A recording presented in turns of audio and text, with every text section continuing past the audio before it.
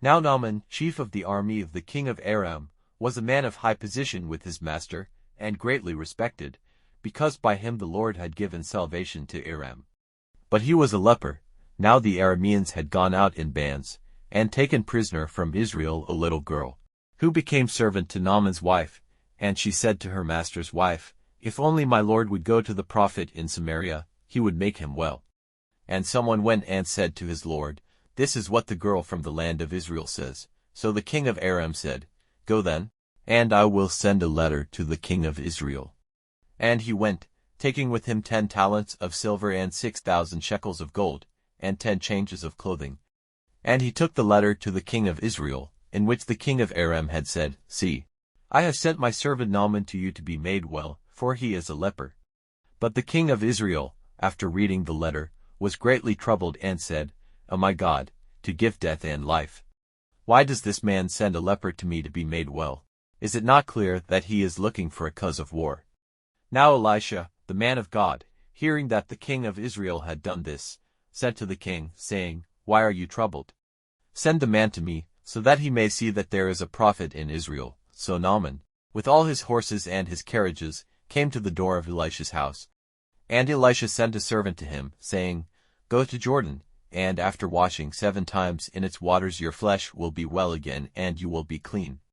But Naaman was angry and went away and said, "I had the idea that he would come out to see such an important person as I am, and make prayer to the Lord his God, and with a wave of his hand over the place make the leper well.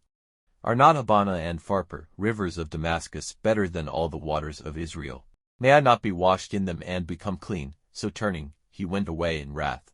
Then his servants came to him and said, "If the prophet had given you orders to do some great thing, would you not have done it? How much more then, when he says to you, 'Be washed and become clean'?" Then he went down 7 times into the waters of Jordan, as the man of God had said. And his flesh became like the flesh of a little child again, and he was clean. Then he went back to the man of God, with all his train, and, taking his place before him, said, "Now I am certain that there is no God in all the earth, but only in Israel. Now then, take an offering from me." But he said, "By the life of the Lord whose servant I am, I will take nothing from you."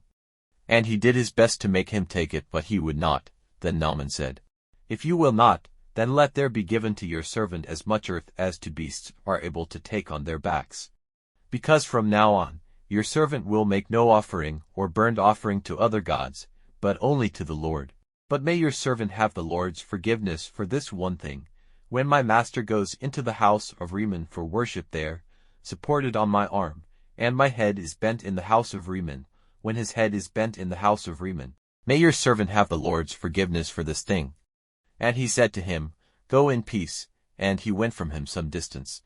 But Gehazi, the servant of Elisha, the man of God, said, "Now my master has taken nothing from Naaman, this Aramean, of what he would have given him.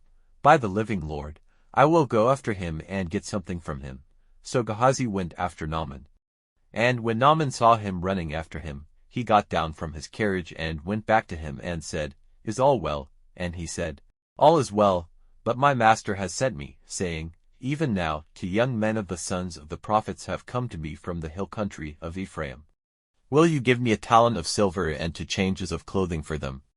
And Naaman said, 'Be good enough to take 2 talents. And forcing him to take them, he put 2 talents of silver into bags, with 2 changes of clothing, and gave them to his 2 servants to take before him. When he came to the hill, he took them from their hands, and put them away in the house, and he sent the men away. And they went. Then he came in and took his place before his master. And Elisha said to him, "Where have you come from, Gehazi?" And he said, "Your servant went nowhere."